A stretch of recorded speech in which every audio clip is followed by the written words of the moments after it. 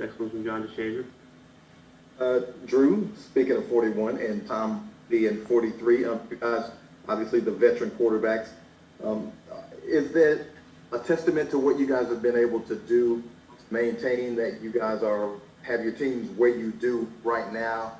You know, it's a league where everybody's always kind of looking for the new young thing, and yet you guys are battling for first place in the division. Yeah, listen, we both play on very good teams for very good organizations, for great coaches and great systems, great players around us. So just grateful for the opportunity to compete, grateful that we're in a situation where we're battling, here in the division. Next one's from Mike Triplett. Drew, it's kind of a small sample size, but over the last couple of years, you've been even better against the blitz than years past. Really, terrific numbers against the blitz. Is there anything that makes you just feel really comfortable when teams blitz you, or that you think you're doing really well recently? Well, typically when teams blitz, they're exposed. It's risk-reward, right? So if you know where to go with the football, you got guys that can get open, you can make big plays. And that being said, Tampa Bay blitzes more than any other team in the league, and they've had a lot of success with it. Do you almost invite that? Do you hope defenses try to blitz you? Listen, they're very good at it. You look at them statistically. Obviously, they're just a very aggressive style. That's Todd Bowles, and that's why he's one of the very best. And you can tell those guys play extremely hard for him, and they've got a very good scheme. They've got very good players. They can get after you with the pass rush, whether they're rushing 4 or they're rushing 5 or 6. At the end of the day, they're playing at a high level. They're playing with a lot of confidence.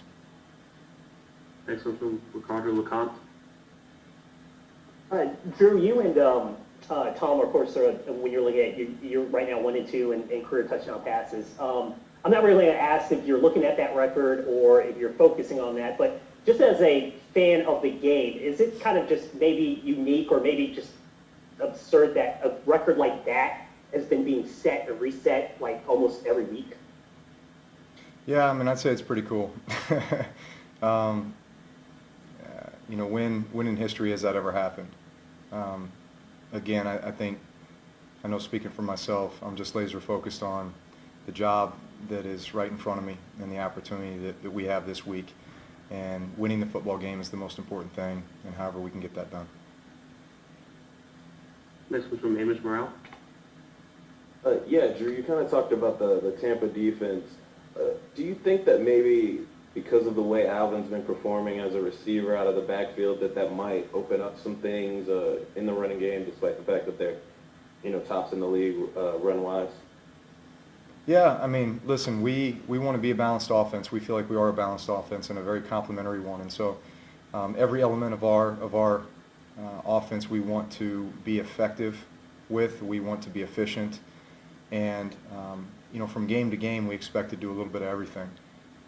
Now, depending on, the way a team chooses to game plan you or the plan that they have for you, some things may end up working better than others, and maybe you hang your hat on certain things more so than others on any given Sunday. But at the end of the day, I think that's what makes us dangerous as an offense is we've got some versatile players, some guys that can do a lot of things, especially Alvin, and our ability to run the football inside, outside, the screen game, the shot game, the play action, the drop back, the quick game. You combine all that together and you do it fast and execute effectively, makes you tough to defend. Next one's from Jacques Doucette.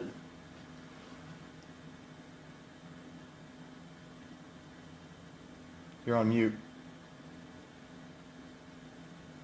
I'm sorry. I could see your lips moving, I just couldn't read them.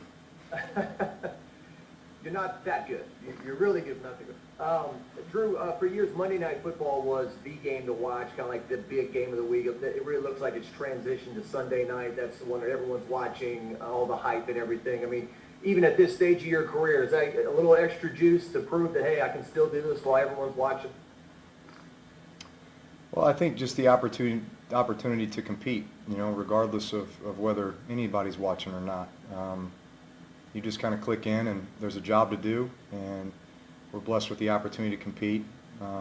Love to win, but at the end of the day, just love to execute effectively and put guys in positions to succeed and win. Obviously, winning feels good. Just one more quick question, Drew. I mean, years back, I remember Reggie Bush almost caught 90 passes in a single season when he was a rookie. How does Alvin compare in terms of a running back who can catch the football and get you first downs on, 3rd and 5 and whatnot? Yeah, I mean, similar in the fact that they're both such dynamic players, such great athletes, such, matchup problems for a defense. Listen, I'd say Tampa has two of the best linebackers in the league, maybe the two best tandem.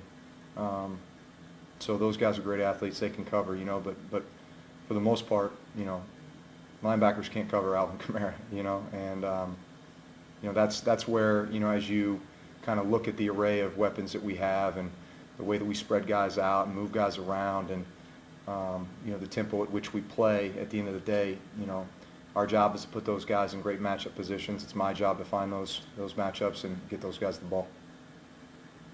Next one's from Luke Johnson. Drew, we've seen Alvin run those choice routes with a lot of success this year. What makes him good at that, and how much of that is like preparation and understanding where you got to bend after the play starts? Well, it takes a guy with great feel, with great patience and understanding and timing. And the great thing about choice routes, as you say, is that you have a three-way go. So in most cases, the defense can't be right. Next one's from John Shazer.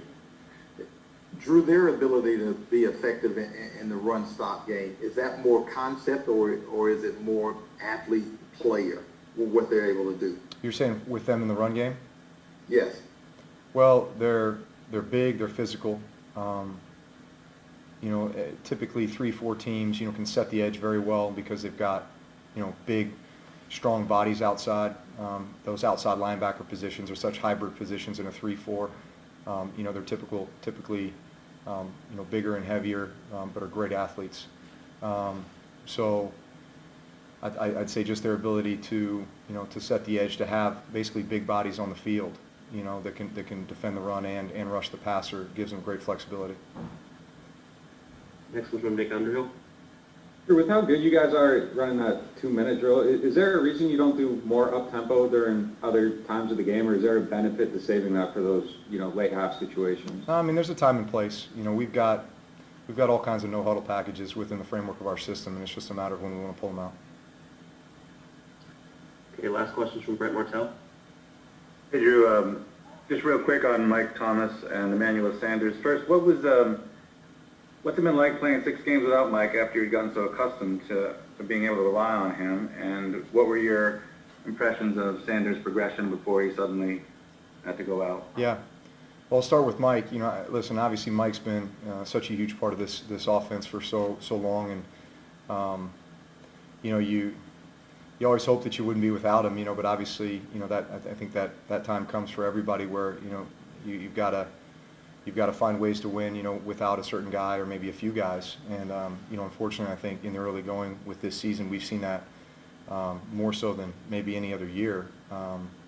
And so it'll be great to get him back in the lineup.